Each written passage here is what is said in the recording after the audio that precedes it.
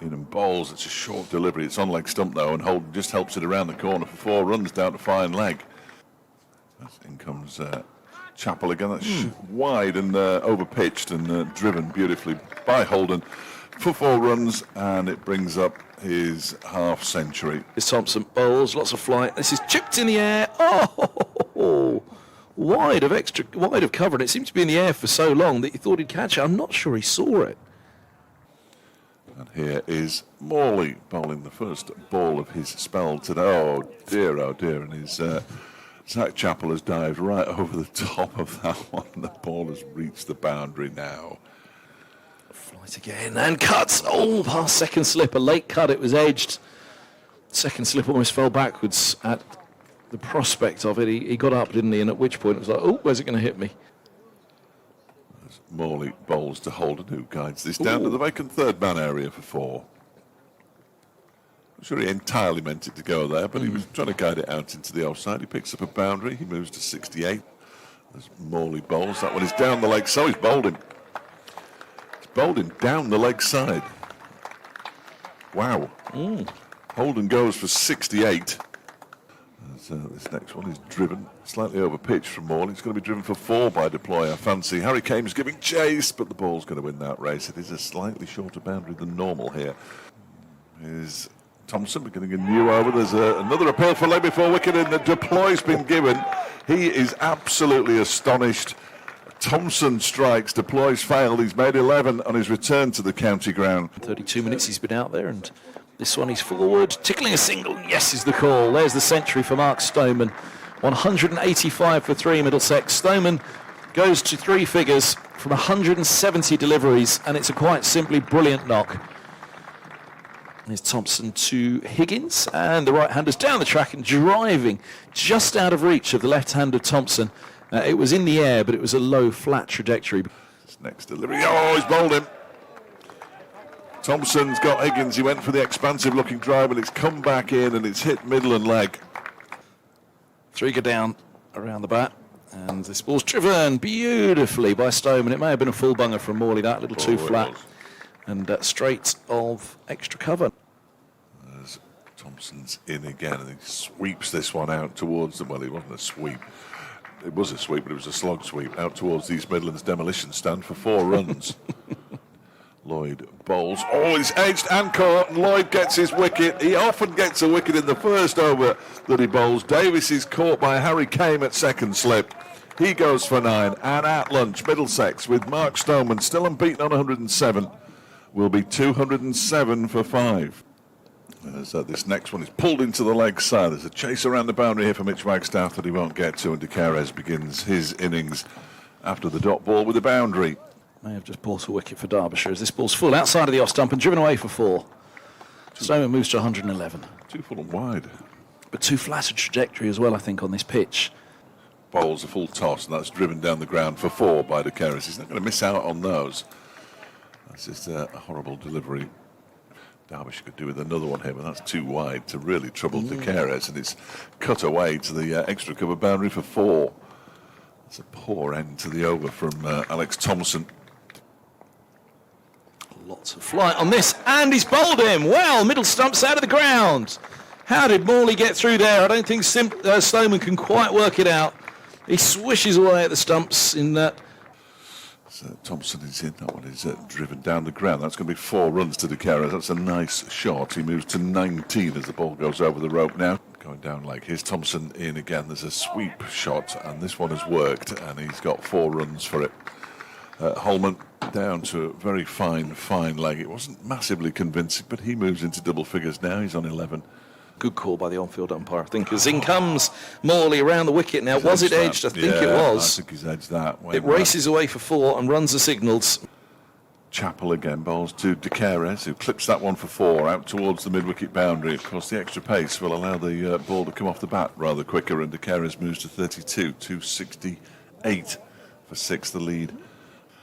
In comes Morley and bowls. This one is smashed into the leg side. That's 4 runs off Holman's bat. Out towards Cow Corner. He moves to 17, 274 for 6. Once more from the city end, and bowls to De Carres. And again, he clips it into the mid-wicket region, and this time he will get 4. That's 8 runs off the last 3 deliveries, 2-2s. Chimney shaft, whatever it was. Speaking of huge shots, this goes down the ground from Holman. That's gone all the way for 6. Sweet pickup shot from the spinner. Around the wicket is bowls. Oh. And that edges. Why have you got a gap there? They always have first and second slip. Oh, it's quite warm here, of course, as this next delivery is a reverse swept for 4. Nicely done by the carers, who moves to 47. As in comes Moore, and that's cuts for 4. Dismissed that one by Holman. He moves to 33, Middlesex through 8. This is my son. Here comes Moore and takes middle stump out of the ground. Goodness me, that was emphatic for Moore. What a first wicket to take. But inaccurate.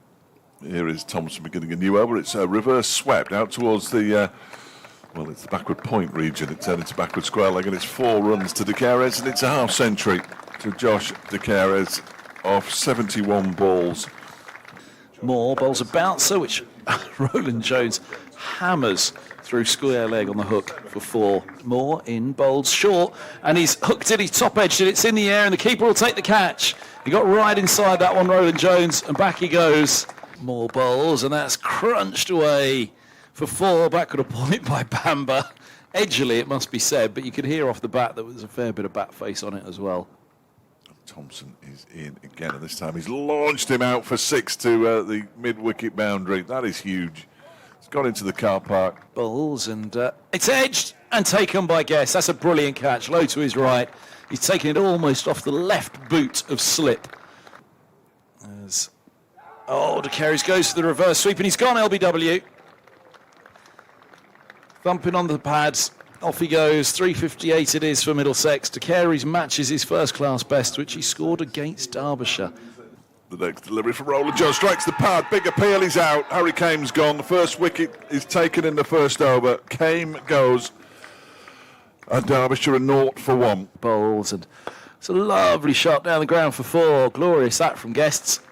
4 from 5 for Guests, and Derbyshire 7. Jones goes in again. That one's off the edge of the bat to the left of 4th slip and down towards the boundary at 3rd man for 4 runs. Mitch Wagstaff's first boundary, a little fortuitous. Roland Jones is in, and that one is driven gloriously by